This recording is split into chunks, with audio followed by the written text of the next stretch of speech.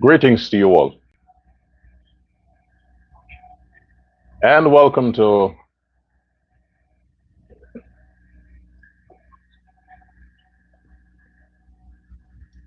Dr. Love Prasad Uncensored, right here live on YouTube. And I would greet the folks who would get a glimpse of the show on the other platform. Unfortunately, I am still suspended from Facebook, both my accounts, and it is quite impossible for me to open other accounts.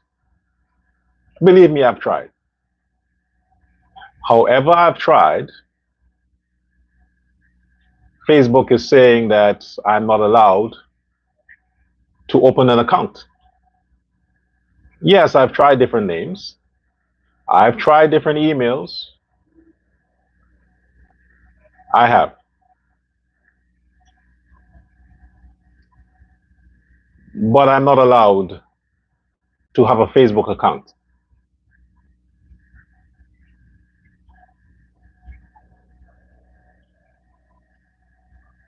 It also seemed that I'm also not allowed to visit America.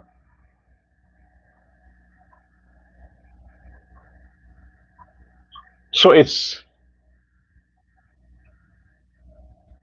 amazing that there are so many people who would have been suspended from Facebook,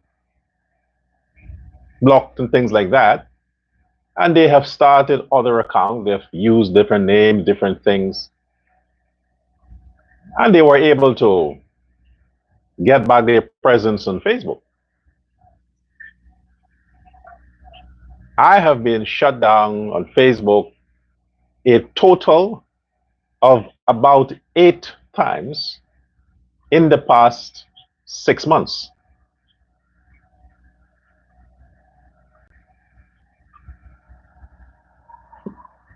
To date, Facebook, somehow their algorithm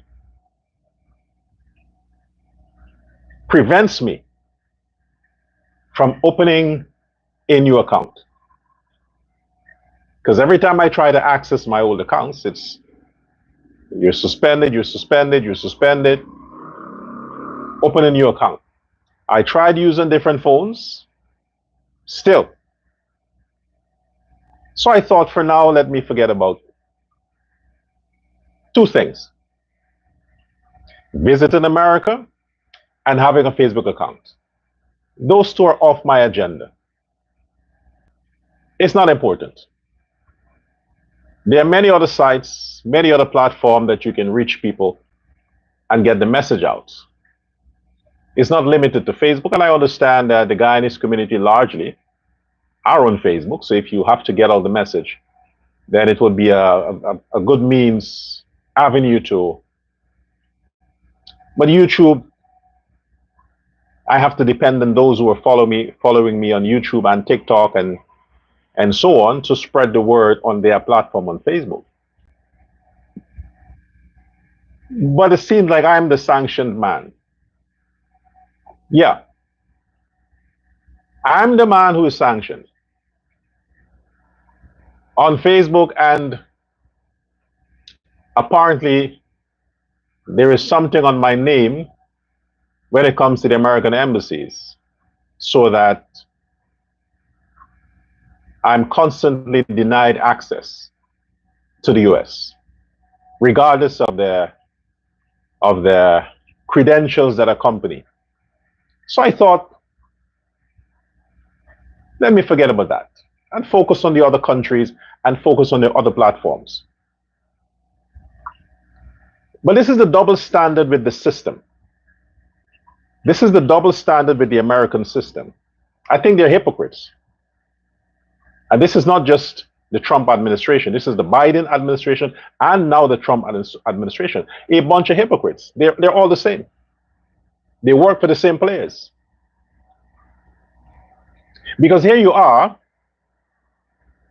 the State Department, who's responsible for international relationships and how the embassy works and how the things work. They are harboring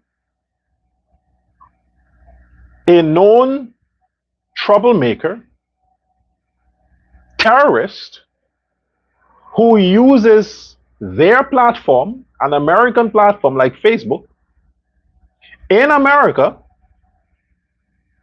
to incite, to push lies, to push propaganda, to incite public unrest, to incite racism, to collude with criminals and criminal enterprises. And they are seemingly protected and sheltered in America under the American laws. And these people are not American citizens. They're aliens. They are the people that the Trump administration are supposed to be busy trying to deport. But they're harboring them in America and giving them protection. I can't understand the double standards. Known troublemakers. That if the government of Guyana was malicious, the government of Guyana can also put pressure on the American system to say, hey, you are harboring our citizens who are using your so-called protection and the sanctuary there in your country to spew violence, to incite racism, to push fake news and propaganda and all these things, while we are extending an olive branch to you, Americans, but you are not returning a favor. If the Guyana government was as bad and dictator as they say, they would have told the Americans, like some other countries do, hey, no, we have to have a level playing field here, because if it was your citizen in my country doing this against the Trump administration, you better believe it, you would have been pressuring me to send that to deport that person to America. So why is it that you are protecting these criminals who have cases pending in my country, and they are using your platform to destabilize the social structure of my country? How does that work? How is it that we're helping each other here? How is it that we're helping each other here, but you're not looking out for me as I'm looking out for you? I'm a sovereign country too, America, not just you.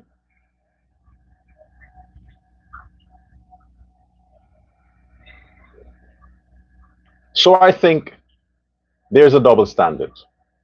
They claim to want law and order. They claim to want the best of the lot to be in their country. They claim to promote unity and decency and peace in other countries, but yet they are allowing citizens from other countries to find solitude and find some kind of protection and refuge in America, while they are terrorizing their country of origin via the internet. What is the justification for the American system still harboring people like Rick Burke and Melissa Atwell and Benchcop and all these people? What is their justification? They would have gone there on visitors' visas. They would have been involved in whatever scam to get married, whatever to get. The same thing that Trump stands against and is saying that he's going to send people back on the basis of these trickery. Yet you had a legitimate reason to hold Melissa Atwell and send her back, but you got pressured by the black Democrats. And now look at what she's doing. What she always does: cause chaos, push fake news, propaganda. Isn't there a law against that? Cyberbullying? Isn't there a law against that in America? That you cannot push unverified stories? Isn't there a law? But how you're allowing this person to get away with that, and Facebook too? But people who are actually trying to unite the country, unite the nations, and speak out against violence and criminality, you're blocking them. Like me. You're denying me access to the United States, and you're blocking me from Facebook. But you are allowing these criminals to enter your country. I don't know how this works. I guess if you talk against the Ali government, if you cuss the Indo-Guyanese, if you push crime, if you stand for terrorism, if you stand for the opposite of what the Americans claim they stand for, then you're welcome. If you stand for truth, justice, law and order, peace, stability, then no, we can't mix with you because we can't make a profit on you.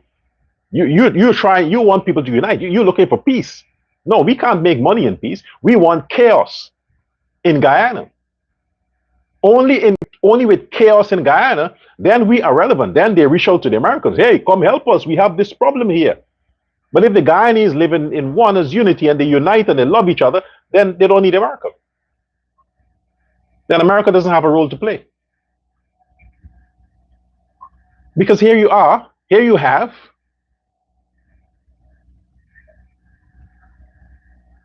this continued terrorist activity, continued plot from a group of people sponsored by one crime family that has an agenda from day one to target two people. I've said yesterday, and I've said the day before, all this nonsense you keep hearing about this breaking news and that breaking news and this heat and that ice cold water and this and that is all fucking nonsense. It's just political rhetoric and bullshit. It's pulling straw out of whatever. It's looking for a needle in a haystack. It's looking for something that they can sell. Something that is so damning and unbelievable that they can sell to target two persons. All of this shit. Amir Ahmad, fucking Muhammad, Smelly Smell, Bench Cop, Burke, all of the plot that they have, all the plan that they have, they are just hired guns of the PNC.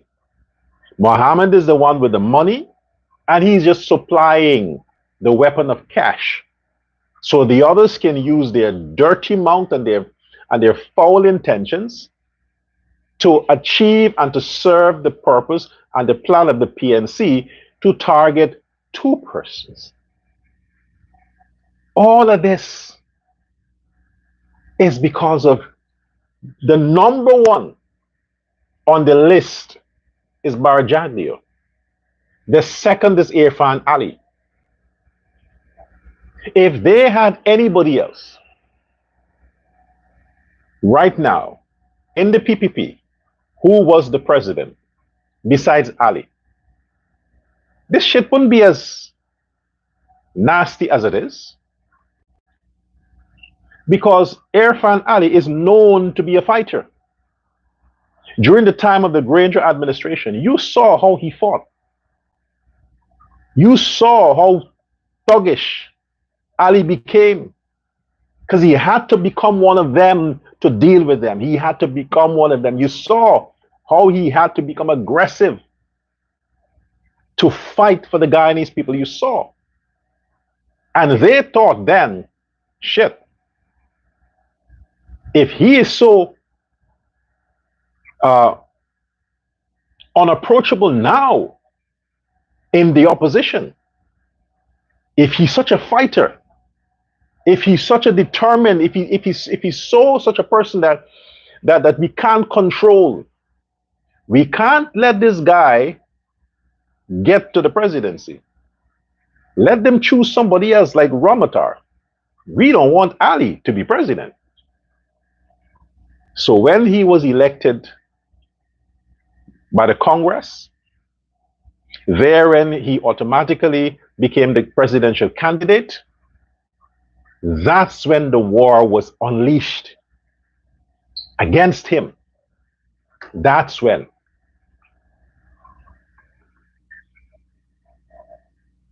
They realized that shit, he can't make it to the presidency. This campaign against Ali started when he was elected party chairman. Started then. And they just stepped it up after he became president. And now, because he is going to be re-elected, they can't have that. They can't have that. So they're stepping up their propaganda war. They're stepping up their social media campaign against him, against Jagdeo, and against the PPP chances of securing enough votes to control the parliament. They're stepping that up. And all the criminals who used to shelter under the PPP, I mean the Indo-Guyanese criminals who used to shelter, and because their crime became public knowledge, and the Ali government says, hey, shit, we didn't know you were involved in all this shit. We don't want to be associated with you. You have to deal with the consequences. I don't want my government to be stained by being associated with you. So Ali and his government distanced themselves from these so-called billionaire criminals who were fleecing the taxpayers, robbing the government, smuggling drugs and gold and ammunition and all these things, and colluding with Venezuela, Brazil, and all these places. When their crimes became known, Ali had to do what a good president would do. Say, hey, no. We were friends when I thought you were clean. But with all this evidence, we don't want associations. I'm here to serve the Guyanese people. I'm here to protect law and order. I'm here to do what's right for my citizens. And I can't stand with corruption. That's when they turned against him. Because he refused to turn his back and allow them to continue with their corruption. He refused to do that. So he became the target. And after the PNC learned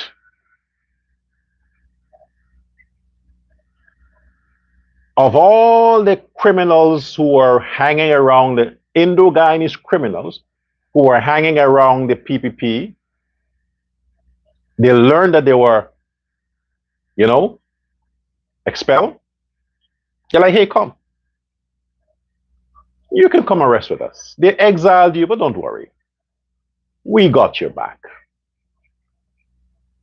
And they do what any opposition will do.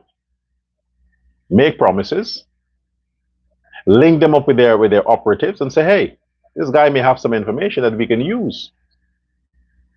And even though it's not true, who cares? Ali would have to come and respond to it. Jagdeo would have to respond to it. And if they don't respond, We can just say, you see,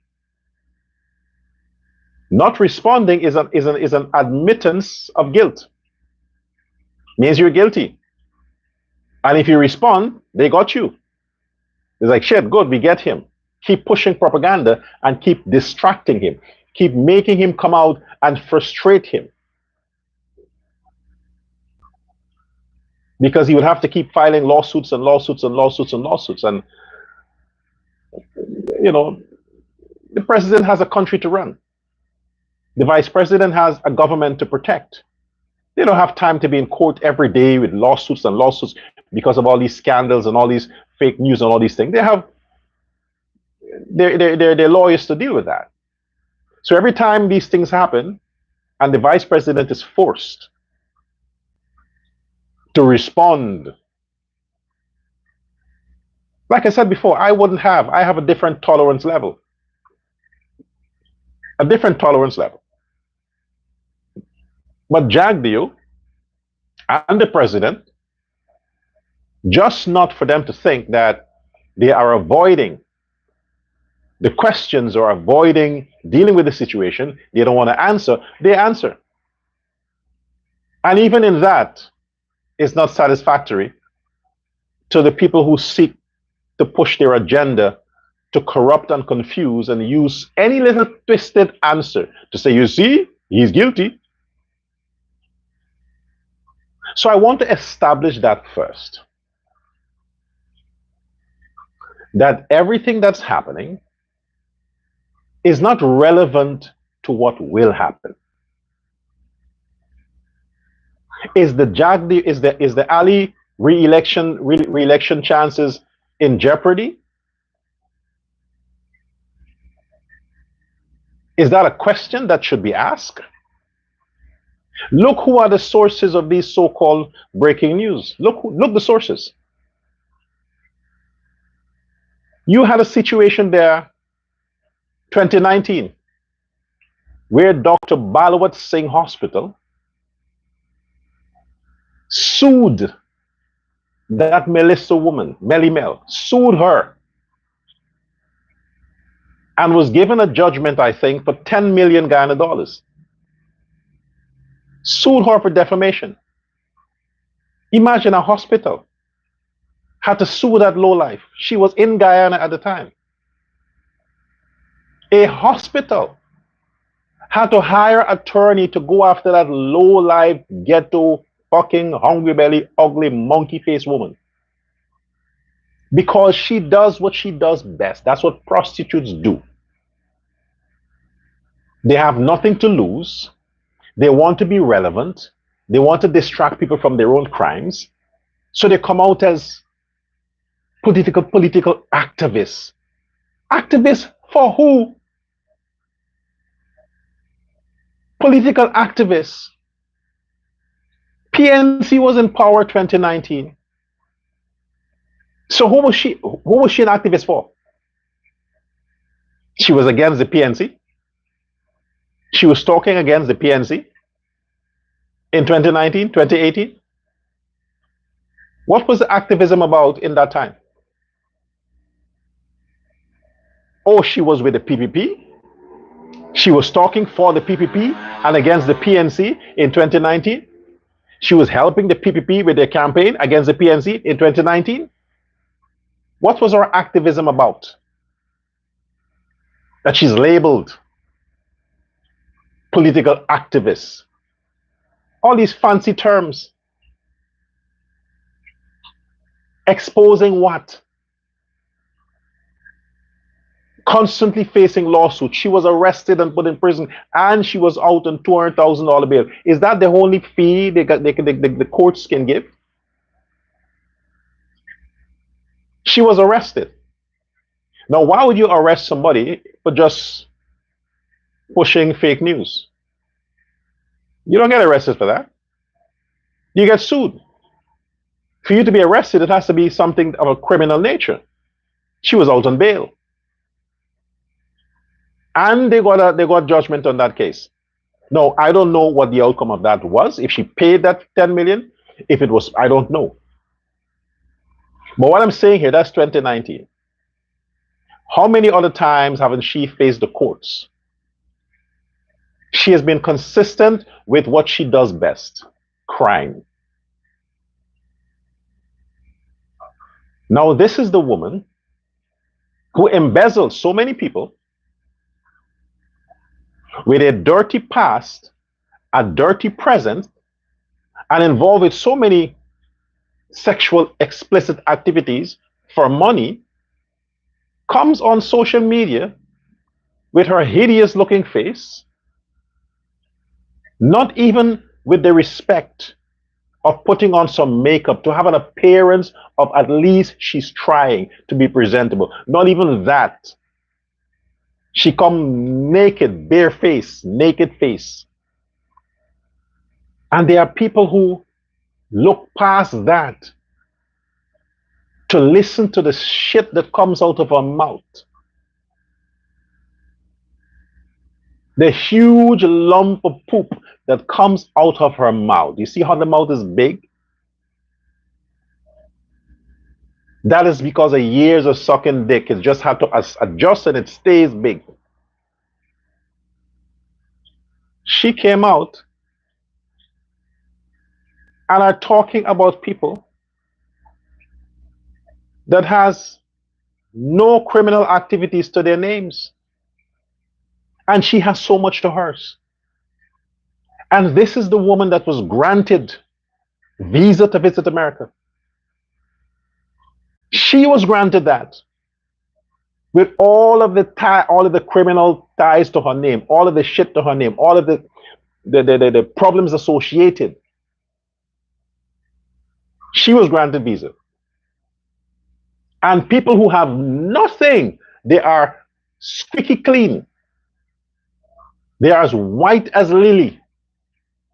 They get turned down from entering the US. But fucking people like Melly Mel and all of these low-life criminal scums, American give them visa. And they talk about law and order. They talk about decency. They talk about promoting democracy and all of these things around the world. But they're harboring people like Melly Smell or whatever. They are citizens from other countries who are in America, who are working their ass off. They may have overstayed their visa. They may have entered through the backtrack or whatever, but they're working, they're sacrificing, they're making a contribution to that country. They're paying taxes. They are doing everything they can. They have no ties to criminal enterprise.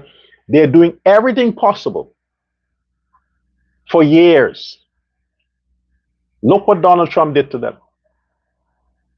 He didn't give a fuck what they did, how they contributed to that country. He didn't give a fuck. He sent them back empty-handed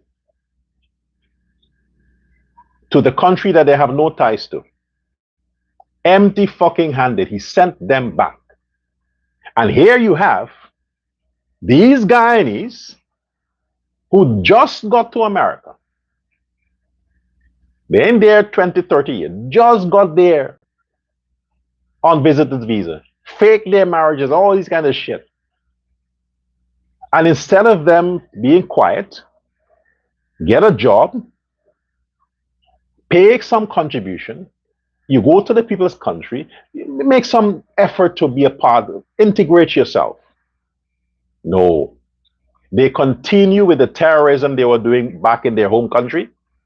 They continue because they think, okay, good, I'm an American now, so I can cuss out now. No, I can create more chaos. And they're not deporting them. They're on social media.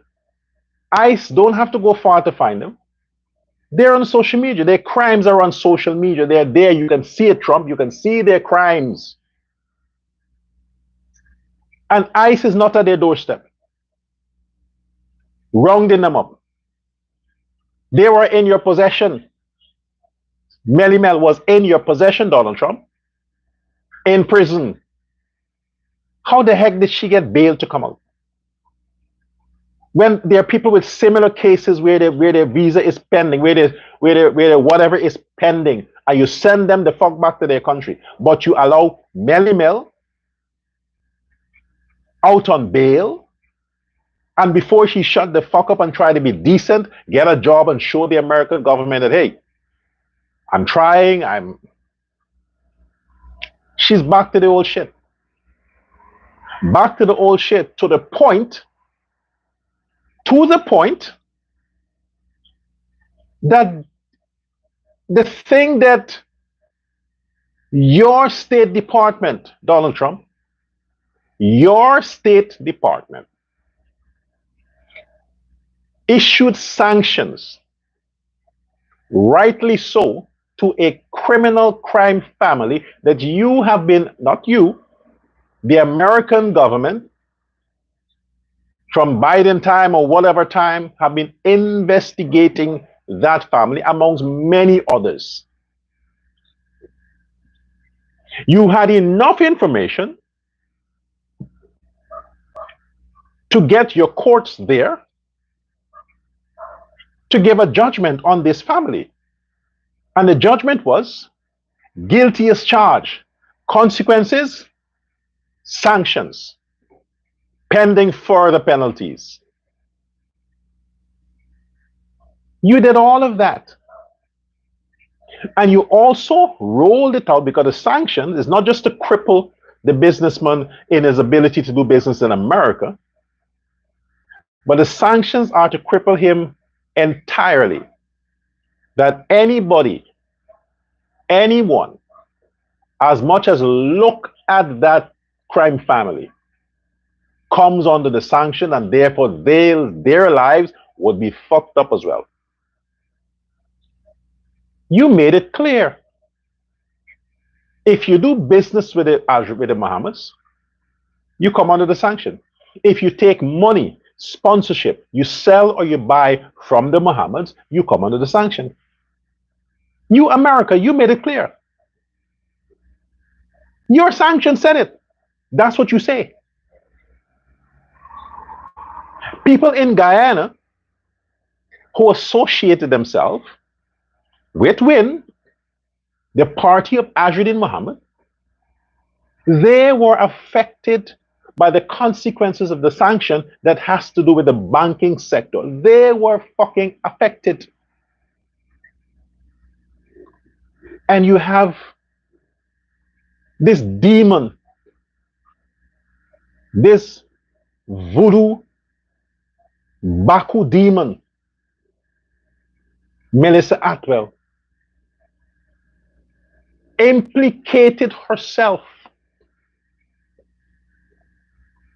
as she always does, with a trusted confidant of hers and the Mohammeds, where she accepted, she says it, her voice, a lot of you heard it, I don't have the time to play that shit again. I don't want to listen to her voice, but you know what I'm talking about, all of you do. Implicated herself, where she accepted 35,000 American dollars. You heard? How did it get to America? Via bank transfer? Which bank? Were taxes paid on that? Whose account was it transferred to? You start with that account holder. And not only that, you start with a bank in Guyana who did the transfer. They're not supposed to have an account for the Mohammeds. So if there's a bank in Guyana that wired that money to that bank in America, both banks should come under the sanction. Because why are you still doing business with this sanctioned person? The banks should come under sanction. The account holder who received and cashed out the 35,000, why wasn't that person questioned by the bank? Hey, this is a lot of money.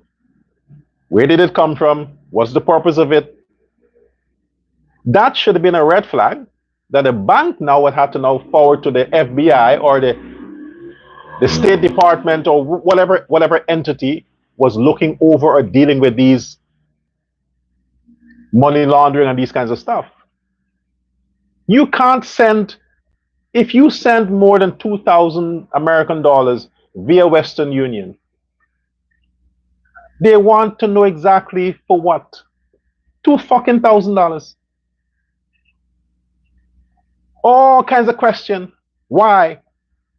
To do what? To buy what? And they're not a bank.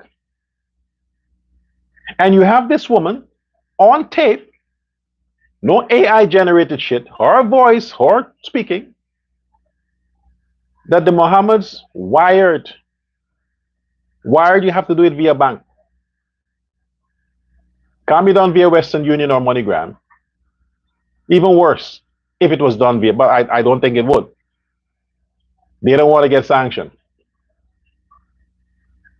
Because she said it's an account in her cousin's account or whatever it is. Her claims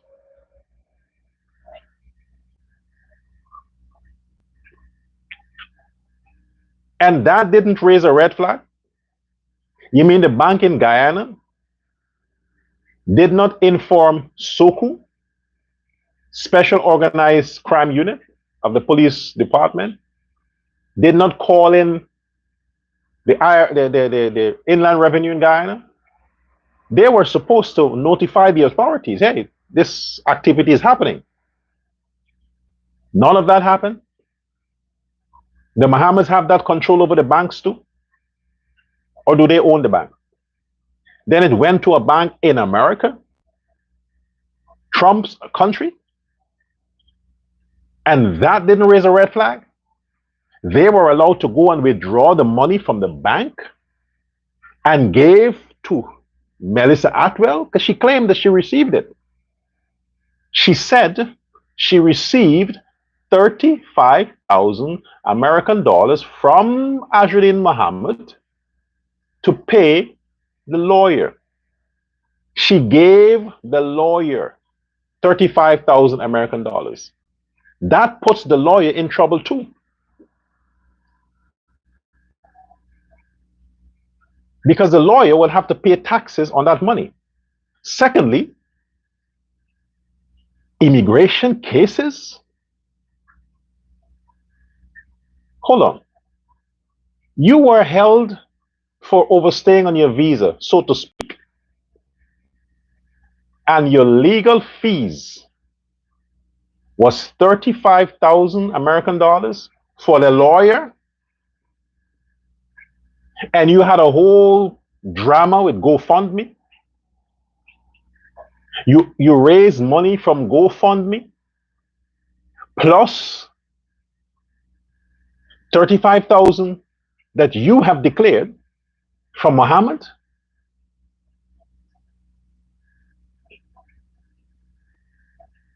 Are you out your fucking mind? Look at the level of crime here. You fraudulently solicit money online via GoFundMe to pay for lawyers' fees, while at the same time you had already received 35,000 American dollars to pay the lawyers' fees. The lawyer will have to declare in their taxes how much they took from the Melimel for that case. You have to declare how much you charge your client. As a matter of fact, you should go to the lawyer's website or site or whatever, and that information should be there. There's no secret thing about how much you pay a lawyer. They have to pay the IRS. They have to declare these things. So the lawyer now, whoever the lawyer is, will have to say, what? 35,000 I charge for that case? I can't recall getting that money. I can't even recall charging that money for that case. That woman is lying. Look, here are the receipts. Here is the agreement. I didn't charge. I charged her like 1,500 or 2,000. This is what you're dealing with. This is the woman that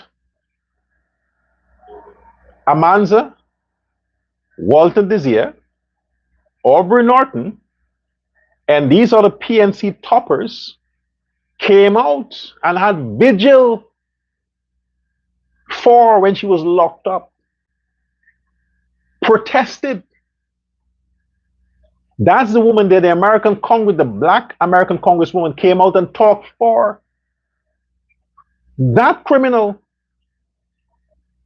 all of them came out and spoke on the credibility of Melissa Atwell. She's targeted by the PPP government because of her political activism, while at the same time, she was embezzling. She was engaging in fraudulent conversion. And most importantly, she broke the international law regarding the sanctioned man and accepting gifts and money from the sanctioned man. She did all of that. And you're telling me that America is so clever. They have all these spies, the CIA, the FBI, all their means of getting information. And you're telling me they missed that? They have the best, I mean, they claim that they have the best investigative units and departments in the world. They have the best. They have all this information, this dossier on Mohammed and these people, and they missed the crimes of Melissa Atwell. They missed that 35,000 transfer. They missed all of that. So now that it came out, her own words acknowledged that she received the money from the Mohammeds and is further plotting. Gosh.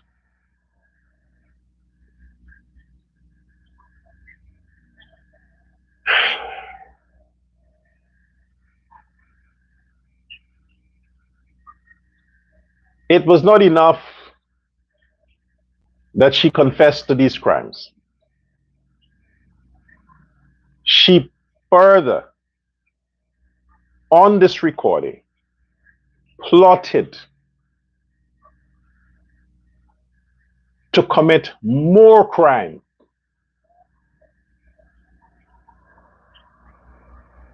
By lying, concocting fake stories, making excuses, and refusal to refund the money, claiming that she already paid the lawyer. You don't need a jury for that. That's guilty as charged. That's automatic sentence. She should be picked up and just sent straight away to jail, and after that, then she's deported. She has admitted openly, she has confessed to the crimes, while at the same time plotting to commit more crimes. And she was still allowed to come after with more videos on more corruption, implicating herself. What is it, the Obia? Hold on, they have some witch doctor, some black witch doctor in America that she goes and she gets a bat. They give her something for her to put on herself or some shit. Is it that the American system can't touch this bitch? That she's confessing to crimes on social media. She's confessing to having information about national security for Guyana. And no fucking body can touch her. She should replace Aubrey Norton. She should go back to Guyana, serve her time in jail, and then come out and campaign for the PNC followers. Because she seemed to be the powerhouse. She has something on everybody so nobody can touch her, even the Americans. She has something seemingly. Because how does that work? Here is a black, not working welfare scammer who is fleecing the American system while at the same time using the GoFundMe apparatus to trick poor black people to make donations to her because she's targeted by the PPP. Jadia want her dead. Ali want to eliminate her. Nandalal wants to lock her up, playing on their sympathy that, hey, she's one of us. We need to stand up and protect her. Hey, she's one of us. While at the same time, this racist bitch, Melly Mel, who is known to be a hustler, who is known to have sold herself sexually, who's known for that. You have prominent black leaders who are standing with this woman, taking pictures with her, just because of their hatred for an Indo-Guyanese presidency. They would stand and turn the blind eye to black criminals, saying that they're being targeted, they're being discriminated against, and they are the ones. And I want you Afro-Guyanese to understand something. Listen carefully, understand something.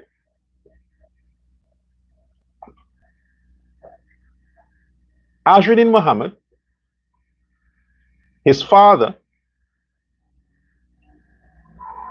the PPP as a party, as an organization, they looked out for each other because of what the Burnham regime did to Indians. So the Indians band together and say, hey, we have to look out for each other. We pool our resources together and fund our party so we can get into government to do something good for the Guyanese people. Azruddin Muhammad's father was a PPP, always was. He ran for councillor position in the PPP. Azruddin grew up in the PPP. That's why they know everybody. Here you have these black fools who pretend like they're racial, like they hate the Indians. They're always talking about, oh, the Indians this, oh, the Indian that. These black fools were drinking soup from the PPP, then they turned against the PPP and they're drinking soup from the PPP. What do I mean by that? Azruddin Muhammad and his father, his entire family, the only reason why they are pretending that they hate the PPP is because the PPP would not turn a blind eye to their crimes. So they turn with these niggas, these stupid ass niggas in the PNC, and say, hey, we're going to come with you. Whatever money you need, we can give it to you. And then as a default, all of the PNC pundits came under the cash grant from Azruddin Muhammad. But they're forgetting, like I said before, Melly Well or whatever, she forgets that Azruddin Muhammad is Indo-Guyanese. Aubrey Norton and all the others, they're forgetting Azruddin Muhammad is Indo-fucking-Guyanese. He ain't black. He ain't Douglas. He's Indian, 100%. And before this whole political gimmick, before this old political stupid gimmick, this fuck show that they're involved in, where he pretends that he like niggas, before that, Azruddin Muhammad and his family only took Negroes as fucking security, bodyguards. janitors, house cleaners, fucking laborers. You fucking stupid ass niggas.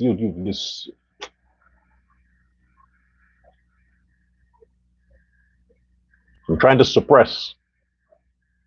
You stupid ass fools. That man that you're standing for, you PNC Pundits, the man you're standing for,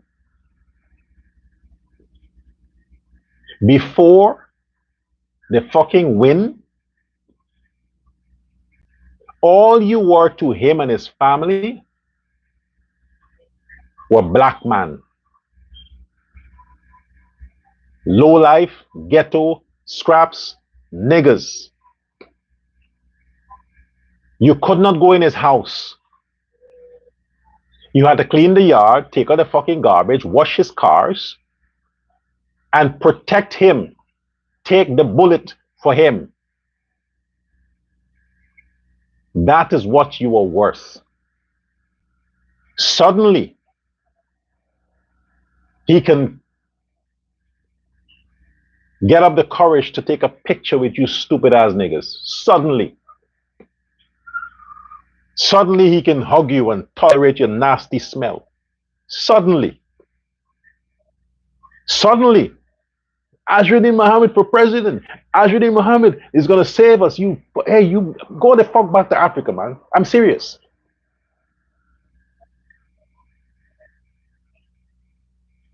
Get out the country. Go perform your low life attitude there. You're a fucking embarrassment, man. You are an embarrassment as a people. You are an embarrassment. It affects me because the world still see me as a fucking nigger. They still see me as that. It affects me. Your stupid action affects me. I don't want no association with you people. I don't give a fuck what you say. I want no association with you losers. None whatsoever. You're pompous and you do this. You brag and like, oh, we were the first on the earth. We were the kings, black queens, this and that. And look at your lifestyle. Look at your lifestyle. And you're pushing people like Melissa Atwell, fucking Burke, Bench Cop, and this, what do they call him? Nature some shit. These are the people. And look who is funding them. The same Indo-Guyanese that you hate. They're telling you to hate Indo-Guyanese.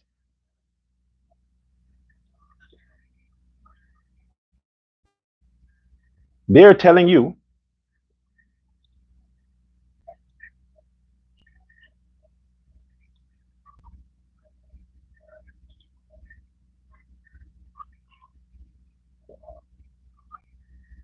to hate Indo-Guyanese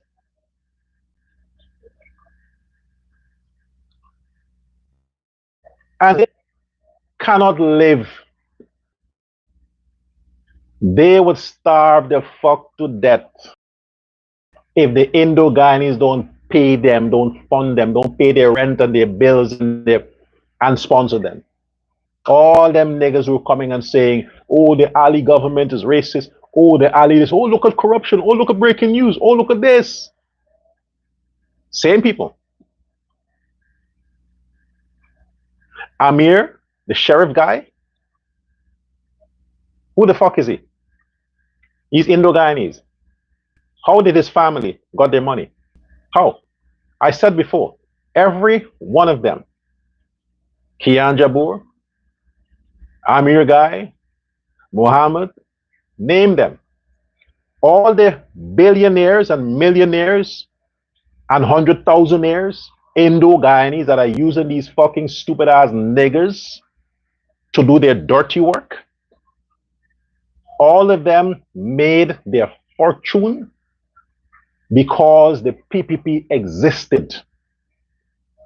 If it was up to the PNC, they would all be fucking broke. They would all be broke. It is the PPP government who made it easy, who created an environment so that businesses can flourish, who made sure that the banks relaxed their system to give loans. The PPP. So all these so-called coolie billionaires who are turning now and cussing the PPP and are giving information to these fucking low-life niggas to say, hey, push this, it's going to make the government look bad. All of them must thank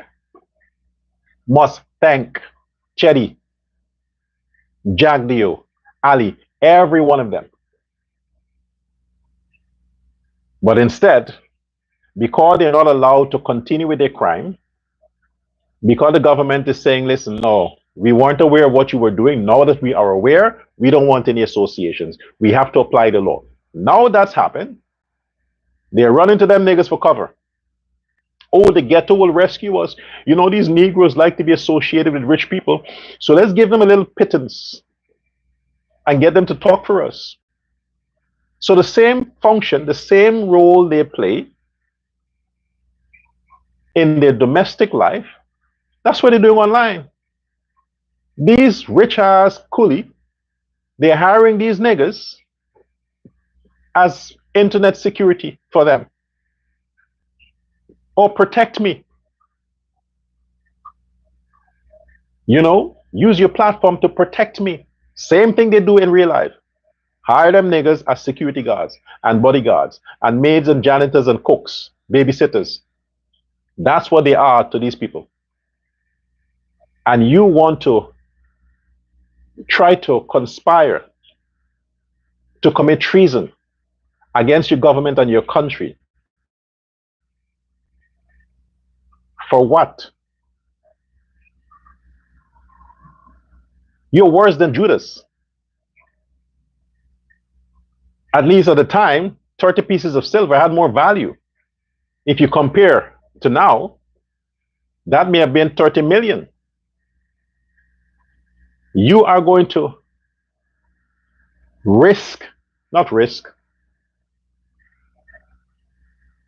you're going to embarrass your country for 35,000 American dollars? You're that cheap? Well, yeah, whores are. Whores are. They're whores. That's what they are. That's what they do.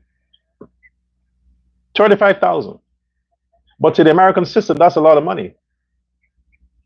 That's a lot of money. You should have paid taxes on that, Melly Mel.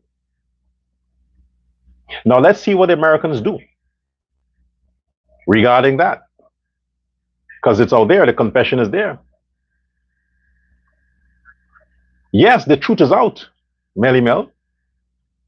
And the PPP, the only place the PPP is packing up to go,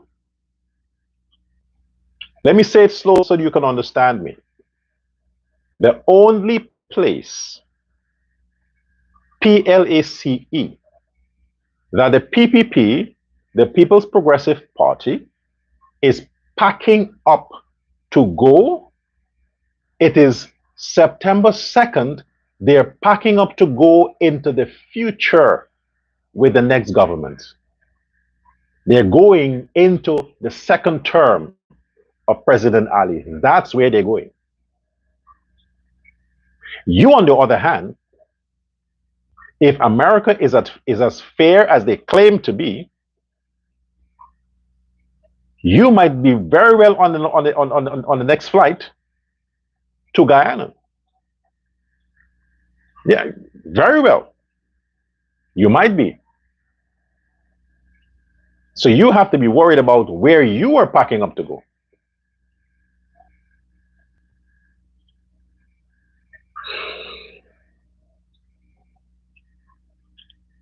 All of that for what?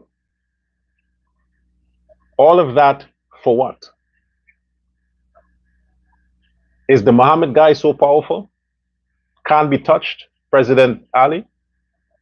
Vice President Jagdeo? What? He owns the police force? He said the other day that he knows all the joint services people will be voting for him. He knows that. If you can speak with such authority, then you know something that the rest of us don't. He know they're voting for him. Is that the reason why they can't go and get him? He can't be arrested or touched? Or why they pretend to arrest him? Hey, boss, they want me to come. Okay, just come and do your thing. Just pretend and just don't worry about it. Okay, we're coming, right? We'll try to be okay. Don't worry. Is it too tight, boss? Is that why? Because he controls the police force? He controls the investigation department? Is that it? Look at how they humiliated you, Jagdeo and Ali. Look at what the PNC did during their time in office. Look at how they harassed, humiliated, and tried to put stain on you and Ali and the others, using the same police force that you can't use today. They used them to come after you. And they obeyed the orders and they came after you. But it so happens that you are in government, but you have no power when it comes to your own police force. That you are getting a continued bad name because people are saying that the PPP is corrupt, the Ali government is corrupt, that's why the police are not doing their jobs. You are getting a bad name. But in the PNC time, they were doing their jobs, coming after you. What the fuck, man?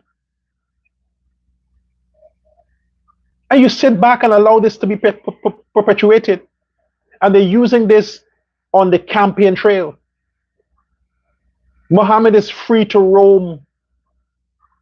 Imagine he made it into the elections. He made it into the elections. What? He's in control of GCOM too? All these claims of this guy with this idiot Travis Chase. This so-called interview. That's heat. Hold on. The Travis Chase interview is heat? Fire? Down on jag to your head? That's the shit a lot of you tell me to listen to? That's the breaking news? An interview that he illegally leaked out? Because illegally means in the interview, just like the stupid ass Melly Mel, that Cooley, who obviously has an axe to grind with the PPP, he, on the advice of this Chase guy, said, no, only release this interview if he is dead or he gives instructions to.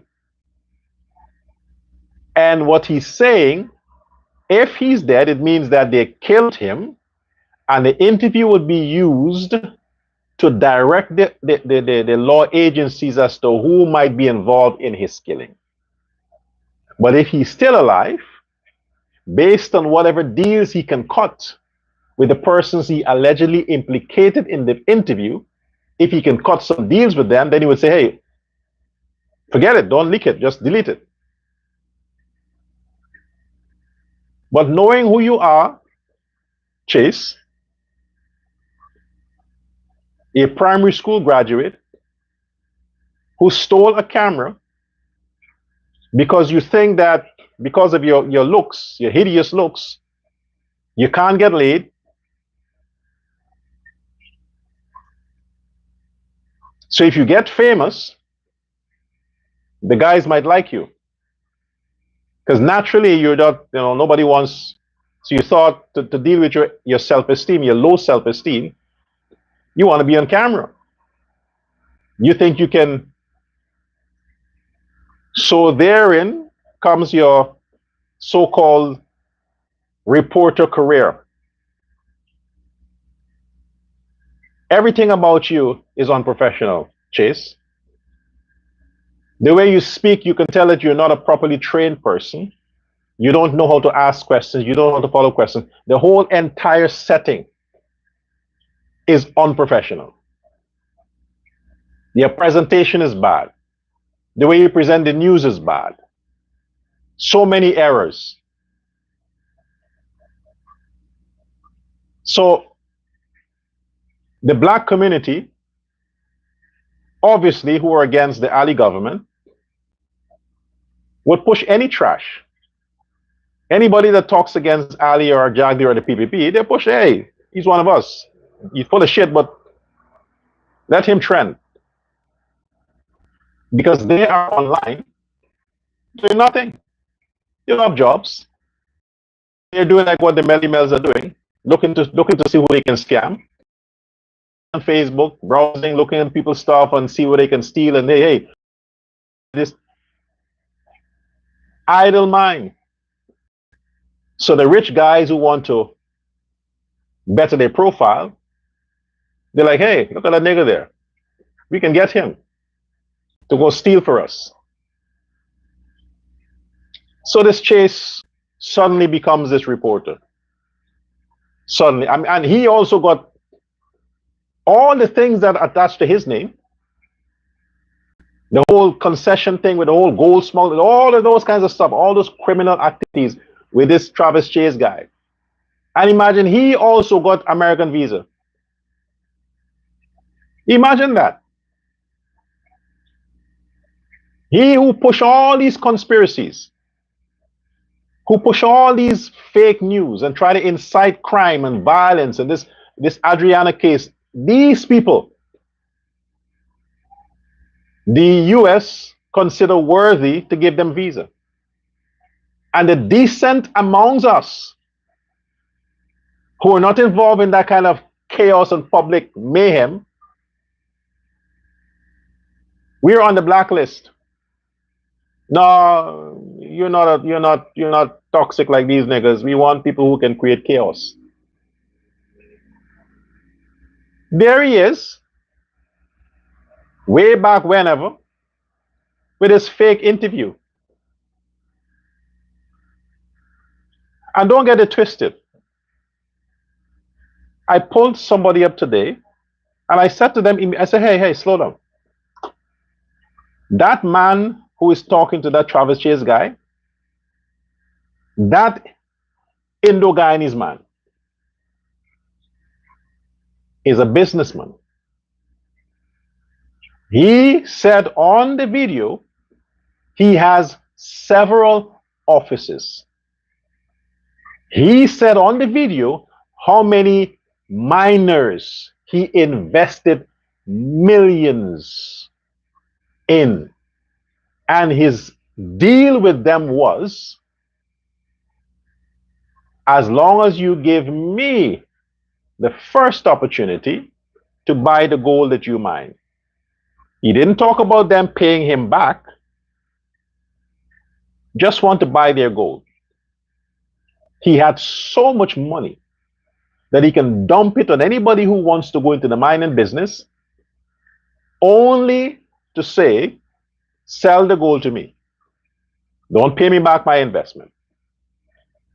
That's the man who talked about hundreds of millions of dollars that he would have loaned people and he would have borrowed from people over years of doing business.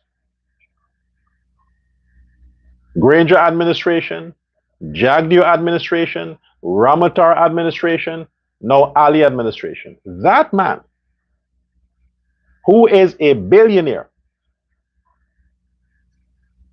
who because of whatever financial issues he may have with his sponsors or whoever he's dealing with, come out and suddenly want to give information that might implicate some higher ups. That is the man you fucking niggas are having sympathy for. You who can't even pay your rent.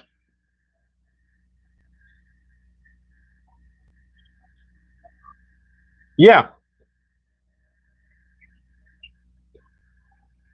You are so stupid as a people.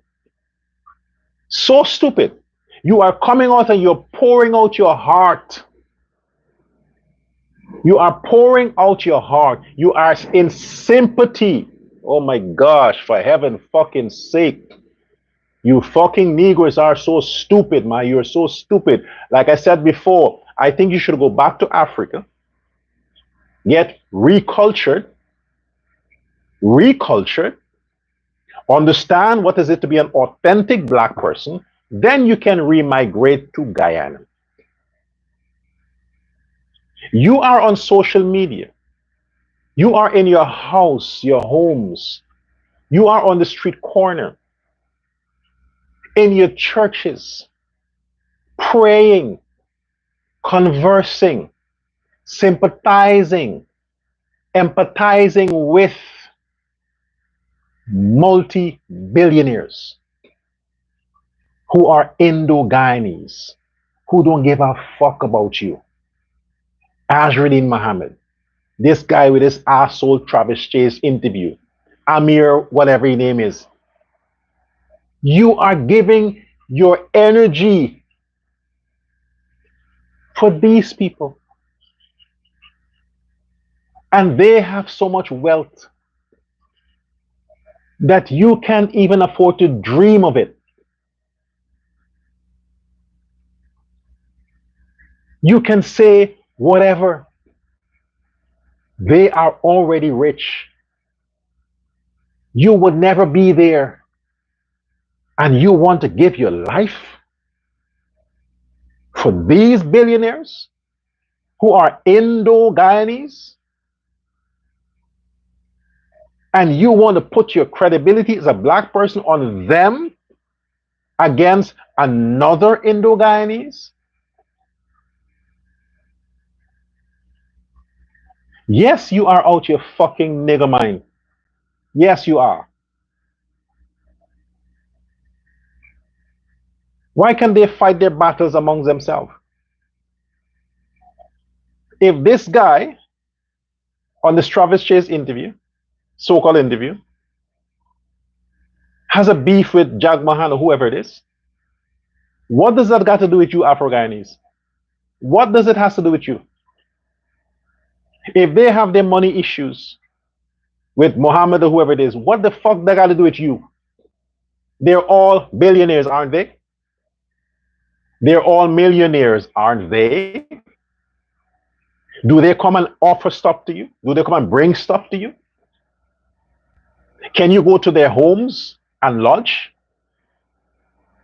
No. And now they're running to you for cover because they're hiding from each other. So the Indo-Guyanese gangster is afraid of the niggers. So another Indo-Guyanese gangster, if he wants to hide from an Indo-Guyanese gangster, he goes to the ghetto. Because the Indo-Guyanese gangster knows that his thugs are from the ghetto. So they ain't gonna fuck with each other. That's what you are doing. You are using your energy to spread scandal, propaganda, lies, and fake news against a legitimate president and government who has only done their best to better your life. Tell me, how has any of these billionaires better your life? Because they hire your sons to be security guards, to put their lives at risk? Because they hire your dumbass daughters to be maids and servants and nannies? Is that it? You don't know what these billionaires are having your daughters do? You don't know, right? And you are giving your energy to them? You're sitting down and you're making comments and oh, let God protect this guy with this Travis. Oh, God should protect him. Oh, this, oh, that. You're so stupid. Pray for your own future. Pray for your country. These people who are colluding with the enemy, Chase, this man in the interview, Azruddin Mohammed, they're all colluding with the enemy, Venezuela. They're committing high crimes, high treasonous crimes. For what? What are they doing it for? No, it's not against the government. No, no, no, no, no, no. What the Mohammeds and the others are doing is not against Ali and the government. They're doing it for money. They're smuggling all these gold and all these things for fucking money. Ain't nothing to do with government stuff. And if they're a government official who can turn a blind eye, you know they're all corrupt, right? PNC time, Jagdeo time, no, they're all corrupt. Every one of them. Okay? You know that, right? Okay. Who corrupted them? The billionaires like Ajudin Mohammed, who wants to rob you, Negroes, by not paying taxes. They corrupt ministers and government officials and the police force. And these are the people that you are having sympathy for. You are having sympathy for Melly Mel, who helps to push propaganda for these corrupt criminals. You're pushing for her and these Odessa people and these, I mean, you, like I said before, I cannot bring myself around the street talk because I'm not fucking street nigger. And if I use words that are consistent with my mentality, my intelligence, the point would not be communicated. So I have to repeat the profanity that I'm used to saying, fuck and fuck and fuck. Yeah.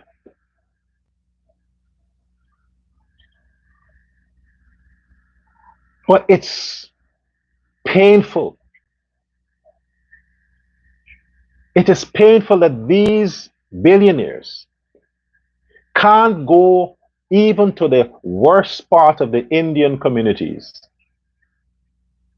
the cane cutter slums. They can't even go there to find people like themselves to push propaganda for them.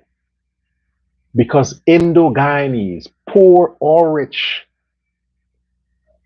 don't get their hands dirty unnecessarily. If they're going to take a gamble, it has to be millions worth. You can't buy them for a few thousand. They ain't that cheap. Their value has always been high. So those billionaires know if they want cheap security, go to the niggers, go to the ghetto. And they always deliver. Here you have, again,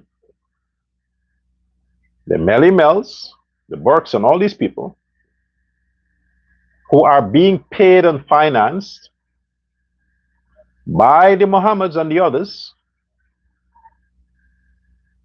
getting sympathy from other black people who can't even buy groceries at the end of the week. They are hating. These blacks are hating rich Indians for rich Indians.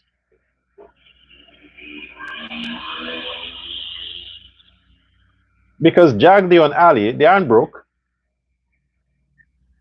In our outer government, they're independent people. So whether you hate him and you love Amir, you hate him and you love Ajudin, the point is they're all Indo-Guyanese, rich Indo-Guyanese. You poor fuckers, that's what you are.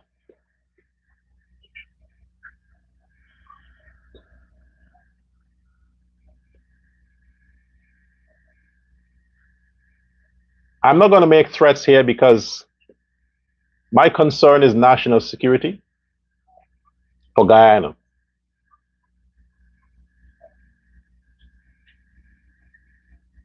But what that thing implicated the mother of the president, that interview where Travis Chase was leading that individual, leading him as to what to say, leading him as to what to say, trying to put words in the man's mouth like he always do to get to the agenda that he was paid to arrive at, implicating the mother of the president.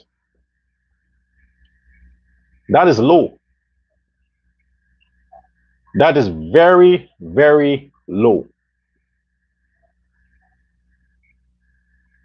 And Irfan Ali, President Irfan Ali, president or not,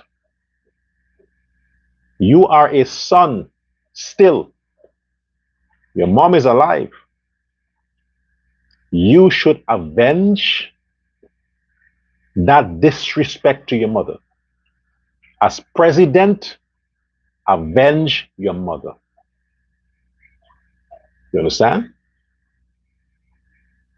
It's enough that they can deal with their propaganda and their lies against you as a public figure.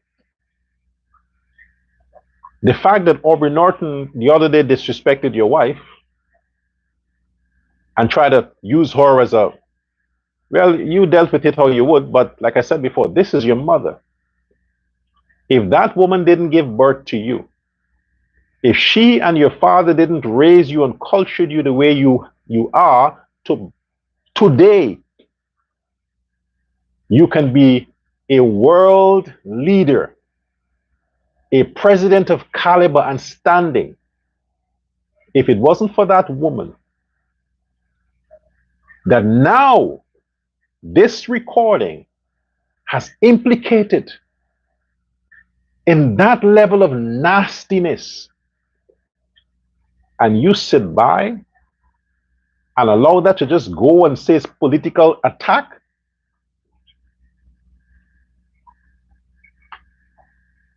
you wouldn't go down in my book as a strong man. This is your testing time. They pull a lot of stunt against you, President Ali, a lot. They're attacking your mother now, implicating her in this level of corruption. Seriously? She's the middleman. She's collecting money on behalf of you? Your mother?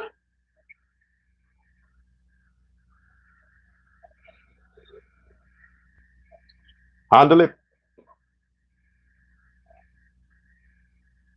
Deal with it the best way you can. But at the end of the day, this is more than just dirty politics. This is more than just dirty politics. Anyway, we'll continue on the next broadcast, but for now, try not to tune into these things and don't share it. Don't share it. Let the law do what they need to do to follow up on these accusations. Let them do their job and see where it leads. But for now, like I said before, don't share these propagandas. Focus on the campaign, focus on September 1st, and know where you need to put your votes. Don't allow these things to distract you. They are of no merit, and you know where the target is. The target is to bring down, discredit, and to put a stain on the name of the president and the vice president. And none of what was so-called breaking, none of it implicated the president or the vice president. So don't waste your energy on that. Okay? Irfan's second term is secure, but you have to make sure that the security is not just re-election, but the security is the dominance of the parliament, 40 seats. We'll continue. Goodbye now.